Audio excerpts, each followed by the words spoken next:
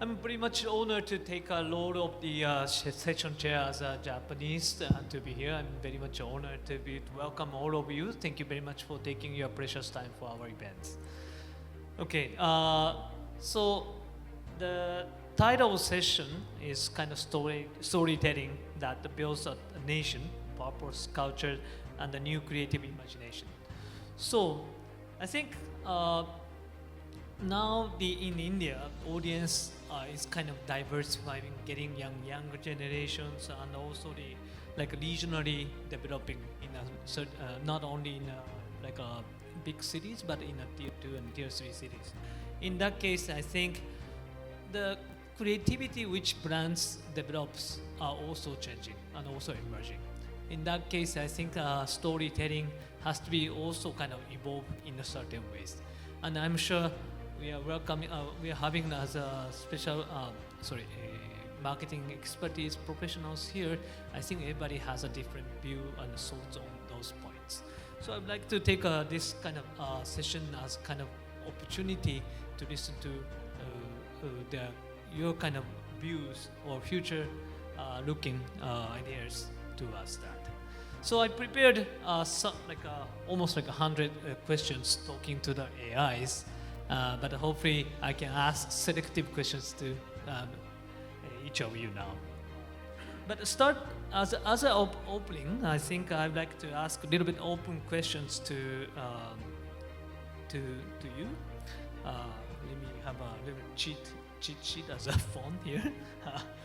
So first question is now I said it as India enters its kind of next decade of growth, and the storytelling is no longer just about a persuasion, but it's about responsibility, I believe. So what is the kind of single biggest shift brands must make to ensure their stories just not for the selling, but also for the not for selling, but genuinely shape culture and trust. So this is more like kind of open question. Who would like to take a kind of answer for that? Please, Ashish. So, hi, good afternoon, everyone. I think the primary question when you talk about culture and purpose is it is not CSR necessarily. And today we need to look beyond just a commercial purpose of the being of an organization to looking at what is the purpose of the organization. And when I say purpose, it is about understanding the category you're in, what is happening in the category. So for example, if I'm a bank, how do consumers look at money, how do they interact with money, how is money shaping their future, their societal culture, their behavior, and then defining as to what will I stand for, what can I do in this society to shape the culture around money, okay, to build a purpose which helps people achieve their dreams and aspirations and goals. And as long as I'm aligned with that, I think it's a great way to move forward. And it not only sort of makes my storytelling far more, gives it far more affinity with the audience, but it also gives the sense of purpose to the entire organization to say, hey, when I'm driving conversations with my customers, beyond the commercial aspect, how am I making a difference in their lives? And if you get that right, I think culture follows. Right? So I think it's very important to define what your purpose is as an organization, and more to do with the impact you create or you can create in the category that you operate in. I think that's the sort of way to look at it. Right, thank you very much. I'd like to kind of elaborate on that after asking you more questions later. But if anyone who wants to take another. Yeah. Good afternoon. I think just to add what just mentioned, that bringing purpose to all the communication, and as a platform owner like LinkedIn, I just would like to add a point that the responsibility is not just all about the brands only, but I think the responsibility lies with the platforms like LinkedIn to give that purpose, make sure that the purpose is spoken very well, the storytelling is coming out. Like for LinkedIn, the purpose of the organization is to give economic opportunity to global workforce. And I think that purpose is so strong that it is not empowering only the individuals, but at the companies as well. And at the same time, I think the way there's so much of content is available today, there is actually a huge clutter of content. How a brand will come up, I think it's more important when the brand is true to its purpose and actually doing the purpose-led stories. And that will come not only just by the platform like LinkedIn or a brand like HDFC, but at the same time, I think the agencies, the clients, the creative agencies, everyone has to come together to make sure that we are there and actually talking about the purpose of the organization to the customer, because then only you will be able to make a difference. Okay, I just want to add a little history to it. Why do you need a purpose, or why do humans need purpose? In my understanding is, the purpose is to motivate an individual to take it forward. Now, why the storytelling has changed, or why purpose is very critical, in my understanding of consumer, is that because the generation has shifted. Now, with that, the mindset has shifted. Now, if I go and talk about my parents, in India, at that time, there is a concept in India called roti kapda makan, okay? That was critical. So the consumer or the population of India at that time was focusing on that. Then came my generation, okay? The idea was that how do I uplift the family from the basic need and requirement.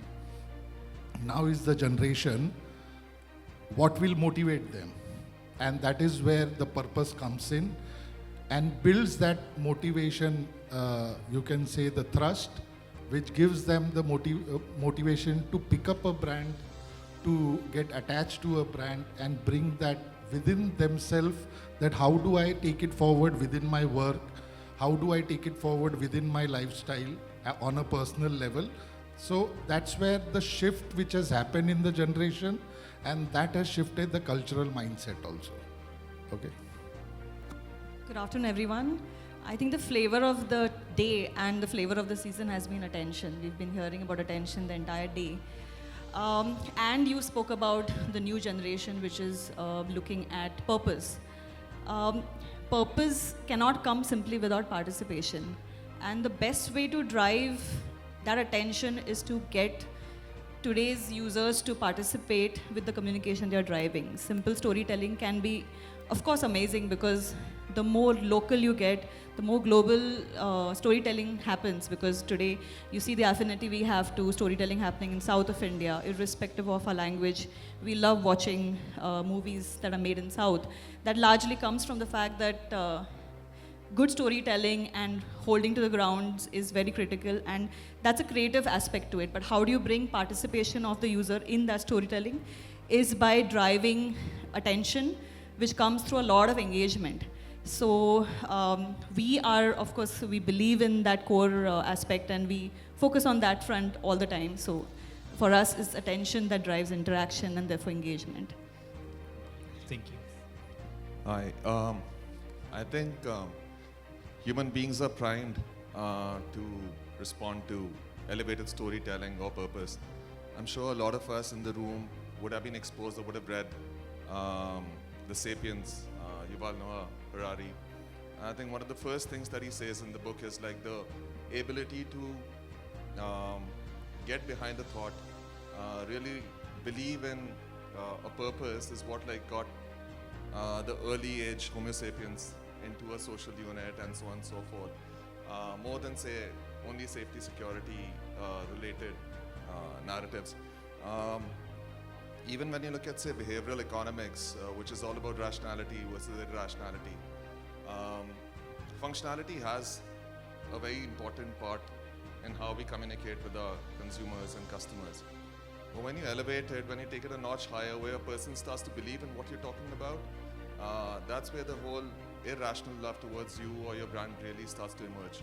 So I think as human beings, we are primed, we are conditioned to believe in the power of elevated narratives, purpose. So it's imperative for all of us in this room to really understand what ticks for our customers and do a great job of it. So that's what I think about it. Right.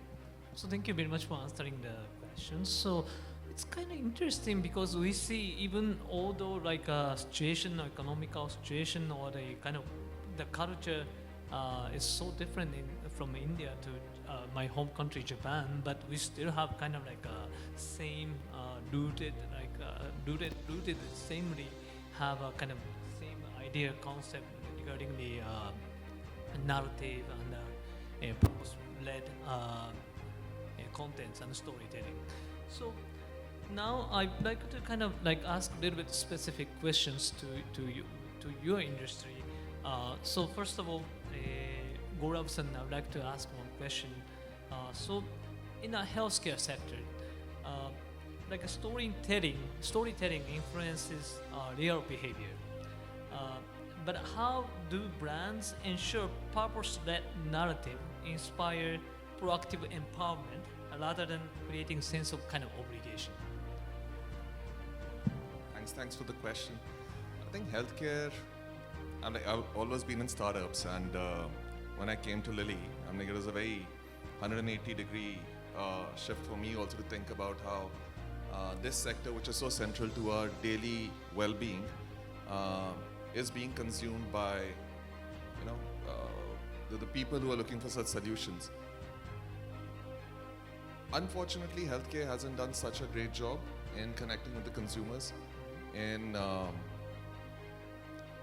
doing away with the problem statements that they face in their real life when they come across an health issue.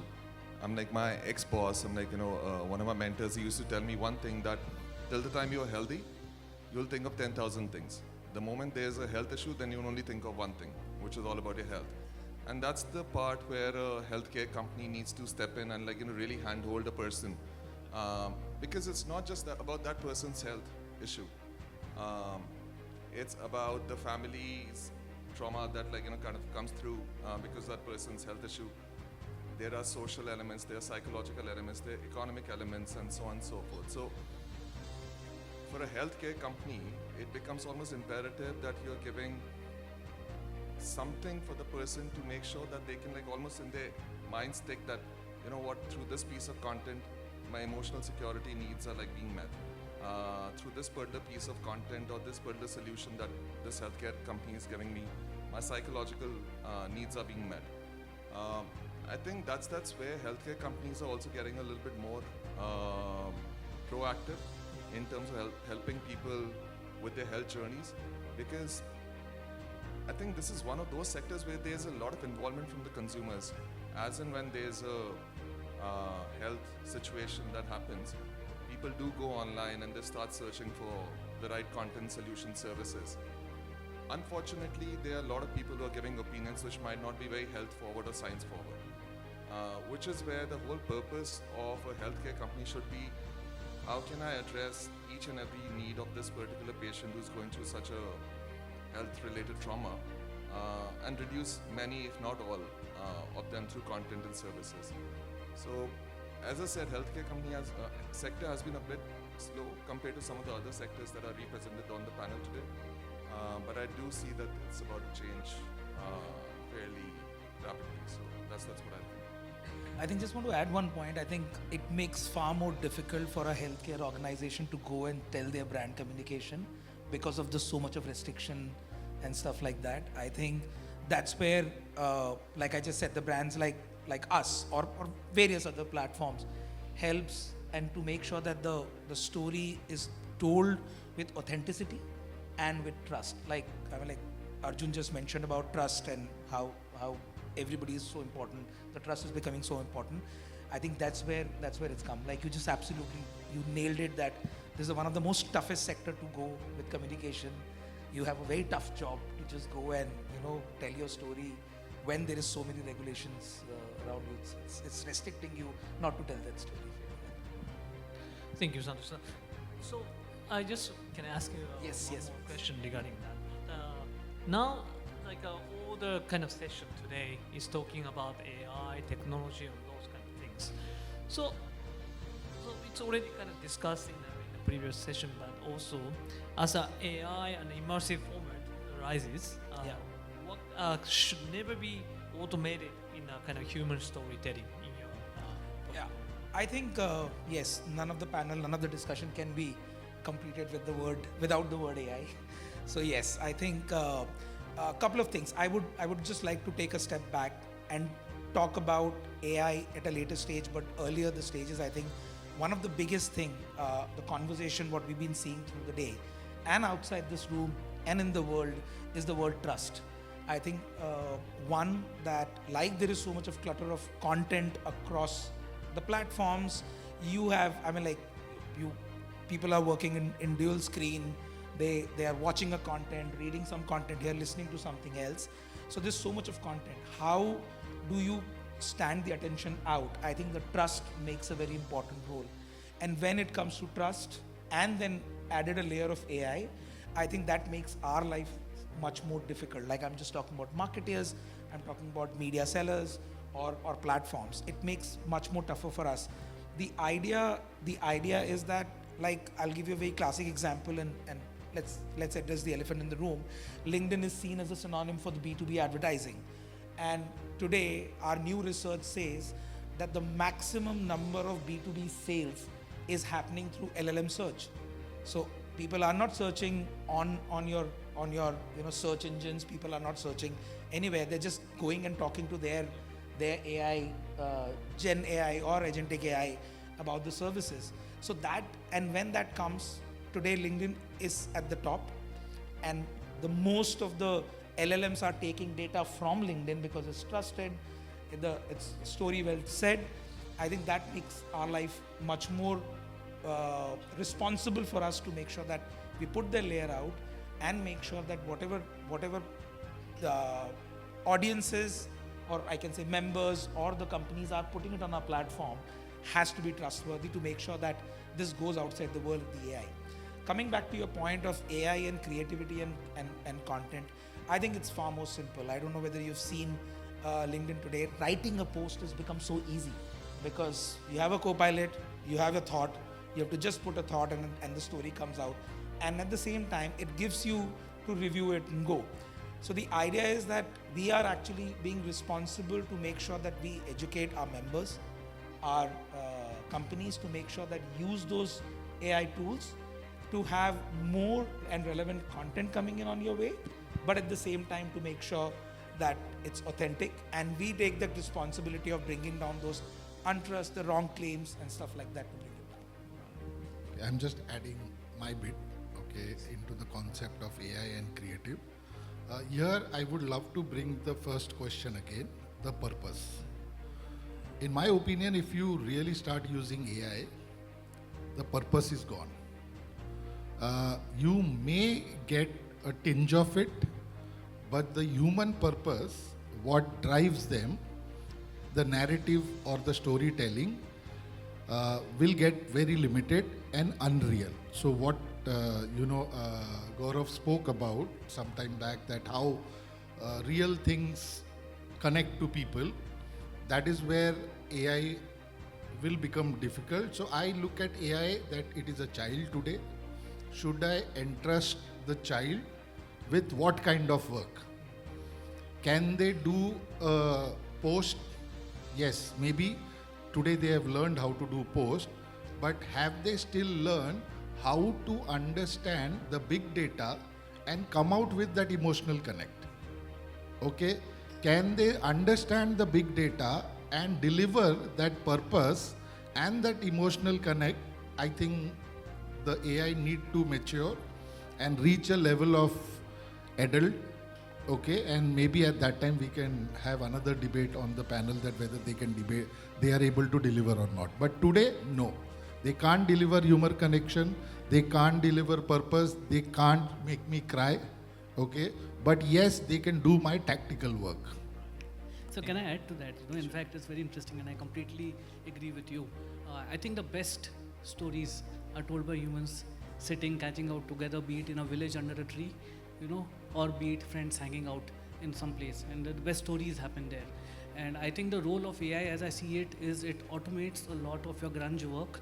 So all the performance marketing, all the direct marketing that I need to do to convince someone about a particular pitch about my product or an offer that I'm doing is a load that AI can take. And when that happens, I think it gives me more bandwidth as a marketing person to create far more engaging and a lot more stories to engage with a wider set of audience. which today was limited to that one great or three great brand films in a year, with everyone puts an entire weight behind, right? But the moment my bandwidth is freed up, I will have a lot more engaging stories across consumer segments, which is what AI will help us do. And I think if used smartly, it's just going to, in a way, enhance the productivity of creative output from all of us. So AI largely will drive scale and speed, but it cannot obviously replace human intervention. But having said that, AI is doing what humans are feeding it to do. So the more and more you feed in, the more and more human-like they can become eventually. So, but all of you as marketers are very clearly stating that you want to free up your mind space to do more intelligent and core things so that the AI, so, people like us talk about AI all the time, and what we do is scale and speed on all the creative legwork output that you are looking at is pretty much what we are kind of complementing intelligent marketers today to do.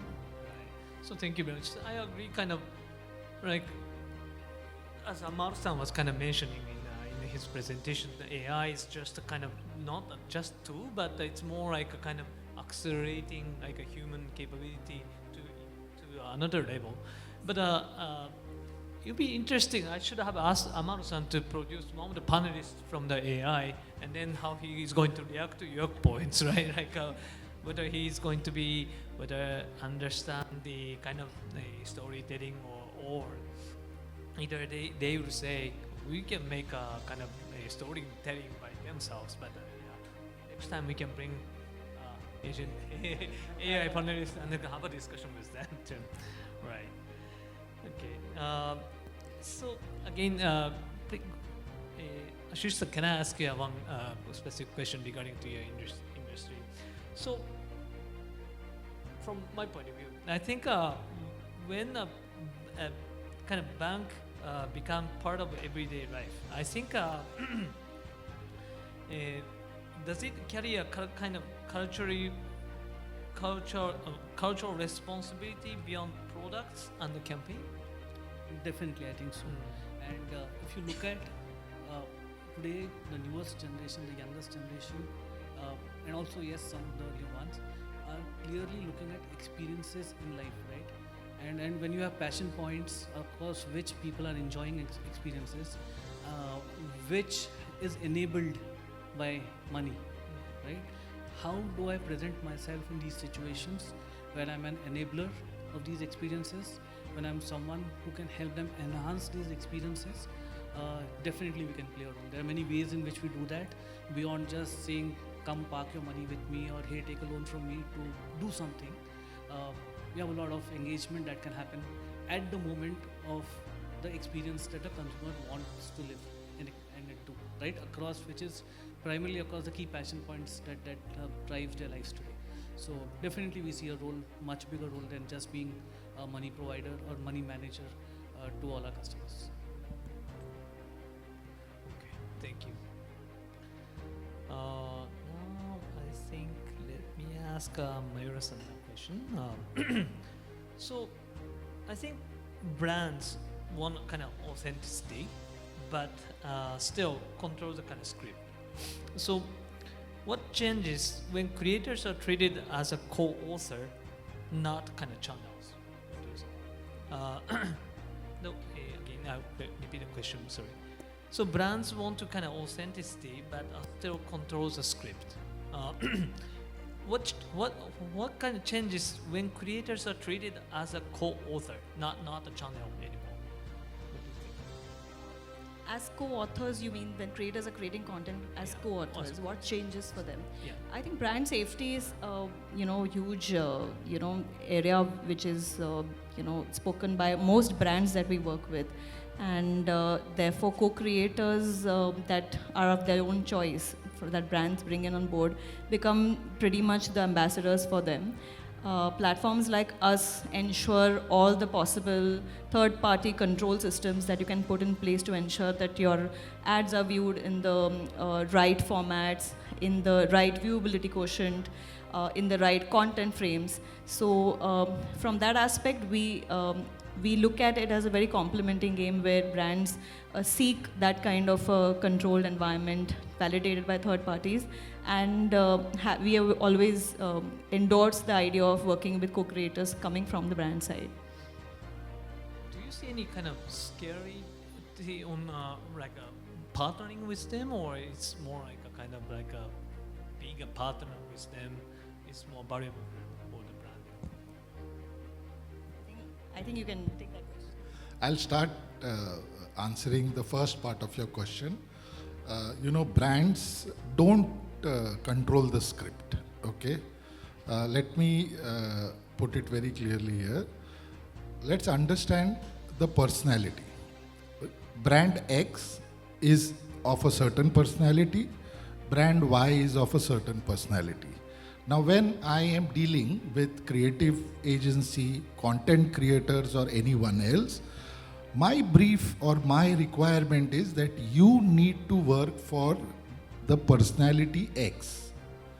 Now, if you are coming with something which is not meeting around the X, my brand, I will not take that forward, because there I am changing as a brand. So in my opinion, it is not controlling the script, whether it is meeting the brief or not. So that's the first part. Now, if I go with that mindset, answer to your question, is there a fear? Obviously, no. If the script or the content creator is giving what the brand needs, obviously I will accept it. If it is not meeting, I will not take it forward. So there is no subject of fear, or that someone is trying to dilute anything, or we are trying to dilute the content creator's creativity. It is just not fitting my requirement. I mean, that's how we look at it at SBI Live, and that's how we create our content, and we have created multiple contents, for a brand like life insurance, where we connect to a youngster, to middle age, to almost every segment. Thank you very much. So I think as marketing heads or brand heads, one of our biggest responsibilities is to make sure that the stakeholders we are working with, be it the creators or the creative agencies or even the media agencies, whosoever are like our partners, they need to understand our customers, consumers' pain points as well as we do, and what are the guardrails we are putting in. I think the best outcomes, once you do that, and I'll quickly share an anecdote. This is back from 2013. We were setting up a company called OLX in India, and we were shooting an ad, and I think the ad agency came up with a tagline called "Sab kuch bikta hai, everything sells." The director who was shooting the ad, and he had shot a couple of ads for us prior to that, he understood what we were trying to do, and then he said, "You know what, "Sab kuch bikta hai" is nice, but let's just say "Bechte."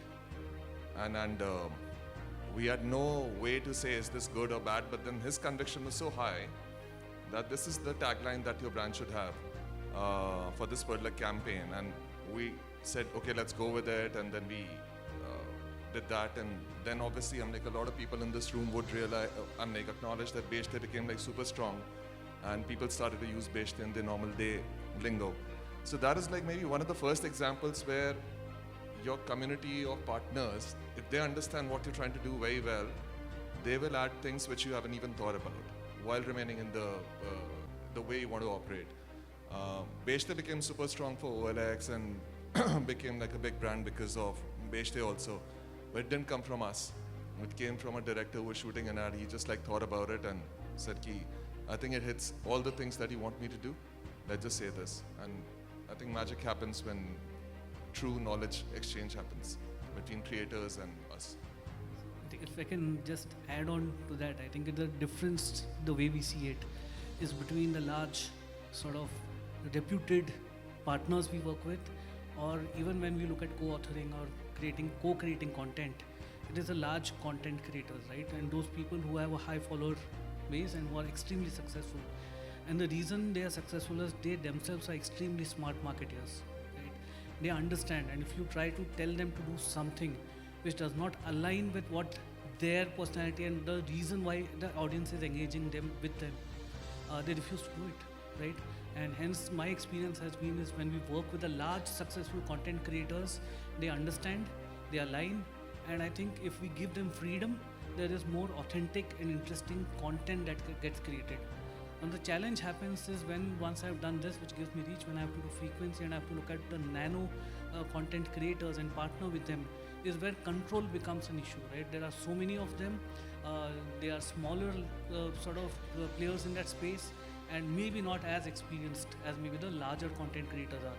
And then that's where I will put in far more controls to ensure that the narrative is in line with what I want to do, with limited scope for stretching the narrative or adding some amount of creativity from their side to it. But I think when it comes to larger co-creators and when it comes to large agency partners, I think they are experts in their domain as well, and I think they only add value. Like you said, one director giving me a thought about just saying something in a different way, and when that happened, magic happened, right? So I think that's how I would dissect, saying that look at the larger partners, people who are experienced, people who are good marketers themselves. We can create far better content collectively together. Thank you. So maybe I was sorry to using the kind of controlling script, so it's kind of like a misuse of the word, but yeah, you were right. So finding creators who resonate with your kind of purpose and storytelling is most important, and it makes the chemistry positively happens. Is most important things, I think. Okay. Next question to comes to Santosh-san. So again, maybe you answer some of the part of this question, but professional identity is becoming more kind of human and value-driven now. And how is kind of storytelling on the professional platforms like you evolving beyond careers now? Yeah, I think I touched upon a bit, but a couple of things I'll just anecdote. So I think today on LinkedIn on a platform, there are 15 times more content is produced than a job post. Like one job post and there are 15 different content. So I think everyone is here and creating content.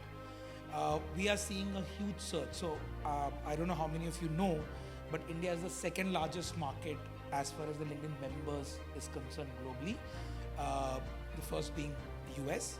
But at the same time, it's growing so fast that we will overtake United States and will become the largest member base globally.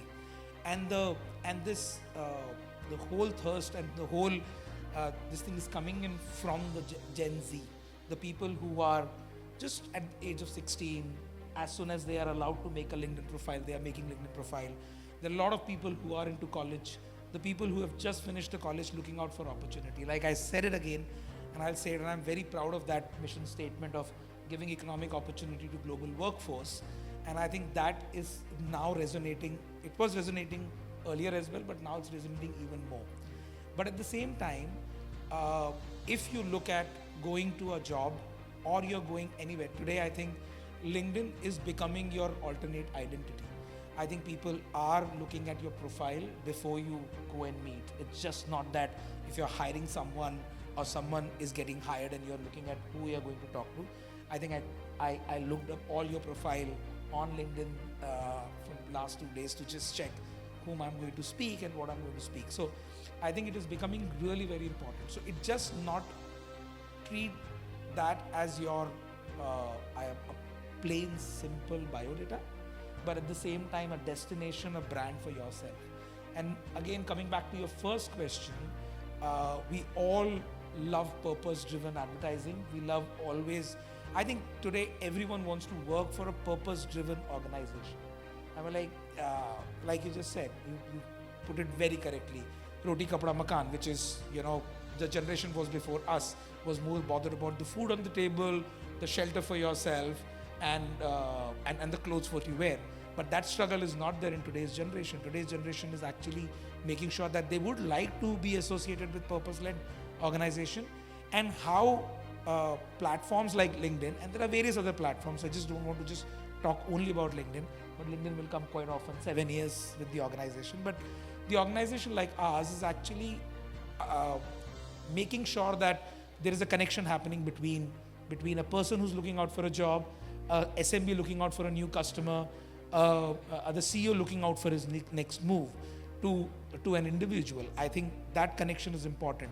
And how this connection makes an important role, that the content, what you put it on your platform. Because I'll tell you it's just for a gist that I've heard, I'm from Bangalore, I'm a Bangalore boy, born and bred boy, but I'm just saying in Bangalore, house owners are actually looking at LinkedIn profile and giving you the house or deciding not to give. So I think that's where it is becoming very important. And coming to your question, that as in more and more Gen Z are coming onto our platform, I think it's really important that you come and show your purpose and make sure that you're telling your story. So again, as I mentioned in touch upon in our first part, such a kind of audience is diversifying now, and then everybody has a kind of different point of view and a different story expectation. In that case now, so there's not big mass exist anymore. We have small mass everywhere now. In that case, what kind of expectations based regarding the kind of storytelling or purpose building do you have to the agencies? Do you have any kind of expectations on that point? I think Ashish sir mentioned I think beautifully, the relationship between either a content creator or an agency. I think, and most of the agency, and I've worked with Dentsu for 6 years in my previous role as an agency lead, and now in this, but I've seen that they are the extension of the brand. They understand the brand. And they bring out those stories. So I think, coming back to Ashish's point, I think it's really, really important that how brands are building that connection with the agencies, as well as with platforms, as well as with content creators, to make sure that their story is told wisely. Because there was an idea which just came on the shoot saying that bech de. I think that can come from someone who believes in the product or who believes in the services they are working with. So I think that's where the connection it's a responsibility of a brand to make sure that the agency starts seeing that as an extension of their marketing, extension of their storytelling. Ravindra, something do you have a view on that point? No? Good. Okay. So now again, I'd like to kind of ask question to everybody. So kind of in the next decade, Indian kind of storytelling must protect something above the everything else. What is something that you think that Indian storytelling must protect above the everything else? What the things that you have to protect? Regards to storytelling. Just talking about the storytelling and the global. So I'll flip the question, because we work with a lot of organizations who are global in nature, who are big corporates. They have their services across the globe and working. My job is that I work with the global strategic accounts. So these are the big, large accounts. The shift, what I'm seeing is that there are no more communication that this is the creative and this has to run in India without any cultural or nuances. I think that shift is happening, and that shift is going to happen more. We are the largest economy. We are third largest economy. We are the most populous country in the world. We are the biggest consumer market in the world. And at the same time, I think the global brands are also finding it relevant and important to tweak their stories for Indian context. I'll give you a classic example, Salesforce, which is a CRM company. And I think the way Salesforce changed their strategy to talk to the Indian audience by an Indian creative, by making sure that the creative was made for India, for Indian SMBs. They identified Rahul Dravid, who's one of the most dependable cricketer for Indian cricket team. So they hired him as a brand ambassador, and they went and spoke to all the SMBs across.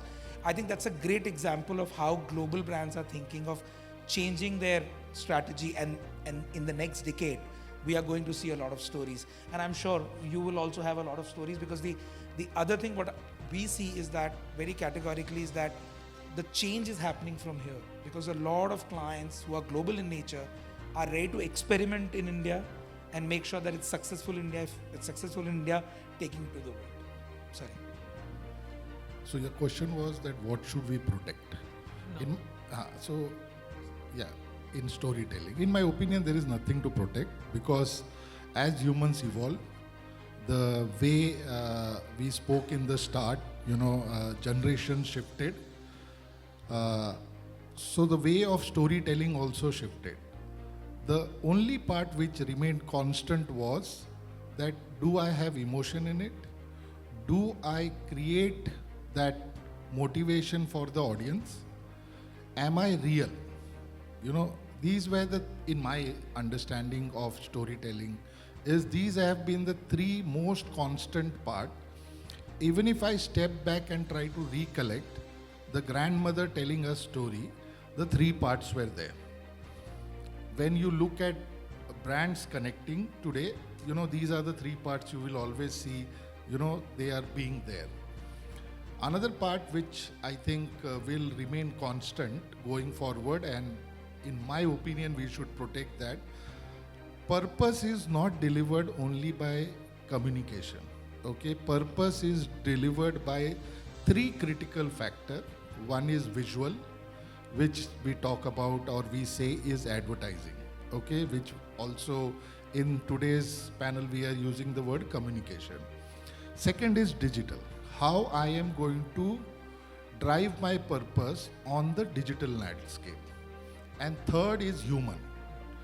How will I drive the brand purpose to the consumer through the human connection? Now, if I'm able to bring my brand purpose very seamlessly in these three pillars, and connect with my consumer, it will have far better result than only limiting it to your communication or the visual pillar.